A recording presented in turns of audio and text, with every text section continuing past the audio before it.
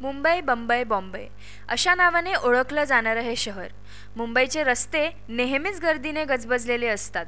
लोकलमध्ये साधं उभा राहायला मिळालं तरी समाधान वाटतं. भारताची दुसरी राजधानी म्हटलं जातं या मुंबईला. इथला वडापाव ज्याला सगळेच मुंबईकर अगदी आवडीने खातात. कितीही संकटे आली, आभाळ जरी कोसळलं तरी त्यावर पाय ठेवून उभी राहणारी ही मुंबई. आणि ह्याच मुंबईमध्ये राहतो मराठी माणूस. मराठी माणूस गर्वाने म्हणतो, आमची मुंबई. मराठी माणसाचा जीव आहे ही मुंबई. पण काय सांगावं, हा मराठी माणूस अक्षरशः नाहीसा झाला ह्या मुंबईतून. Wait, Marathi no way. Marathi माणूसही नको आणि भाषाही नको. It's so down market, you know. पण का? अरे आपण शॉर्ट फिल्म इंग्लिशमधूनच करूया. Exactly, because it's a globally use language.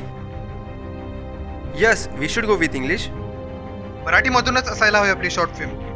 Aarav, तुझ्याकडनं अपेक्षा नव्हती. हा प्रणव, आता मराठी कोण बोलत सुद्धा नाही. मराठी आता राहिलीच कुठे आहे? वा, आज तुमच्यासारख्या लोकांमुळे मराठी माणूस मागे पडत चाललाय. आणि हो, मराठी बोलायला प्रोत्साहन नाही तर अभिमान लागतो.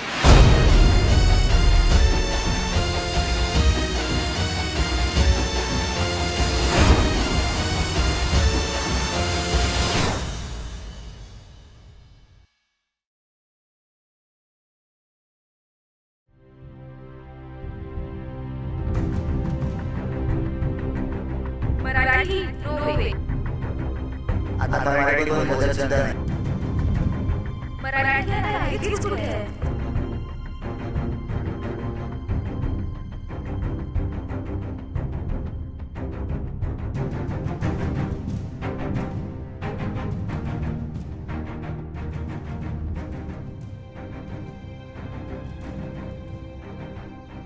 प्रणव, काय झालं जर आपण मराठी भाषेतून शॉर्ट फिल्म नाही केली तर?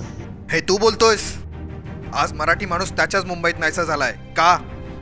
मराठीचा स्टँडर्ड लो आहे असं बोलून मोकळे होता, पण स्टँडर्ड लो करणारी माणसं सुद्धा मराठीच आहेत. पण हीच मराठी भाषा आपली आई आहे. तिला जोपासणं आपलं कर्तव्य आहे, हे मात्र विसरता. जर आज मराठी भाषेला नाही जपलं तर एक दिवस असा येईल की मराठीचं अस्तित्वच राहणार. शिवाजी महाराजांनी ज्या स्वराज्याचं स्वप्न बघितलं, लोकमान्य टिळक ज्या स्वराज्यासाठी लढले, त्या स्वराज्याची आज आपल्याला काडीची किंमत राहिलेली नाही. आणि हो, त्यांचं बलिदान व्यर्थ जाऊ देणार नाही मी. जगेन मराठी, जपेन मराठी, कारण कर्तव्य मानतो मराठी.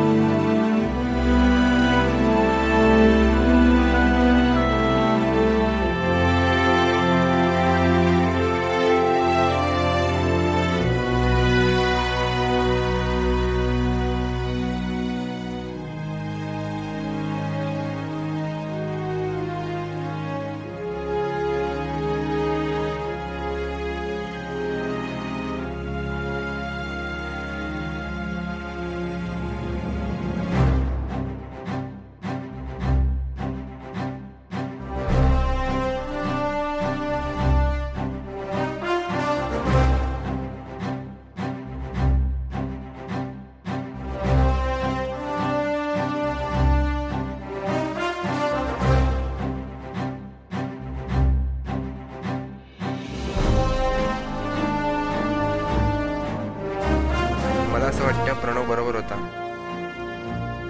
हो, मलाही. मलाही मान्य आहे. खरं तर मराठीला जपलं पाहिजे आपण. तिला जोपासलं पाहिजे.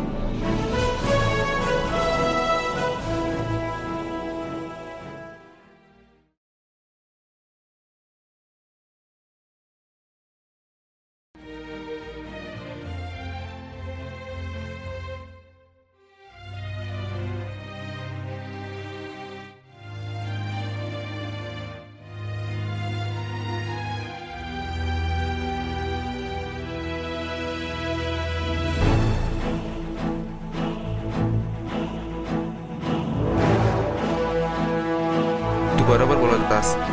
आपण ही शॉर्ट फिल्म मराठीमधूनच करूया. कारण मराठी आहोत आपण.